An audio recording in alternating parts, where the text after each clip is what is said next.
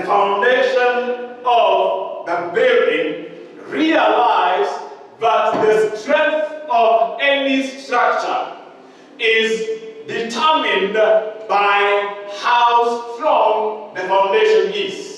The foundation for a storied building is not the same as the foundation of a flat that is going to be like the one we are in. The foundation for this building and the foundation for a storied building, they are not the same. And the consumption of the materials for those foundations is not going to be the same. But again, you also need to consider what type of soil are you dealing with when you are also laying the foundation.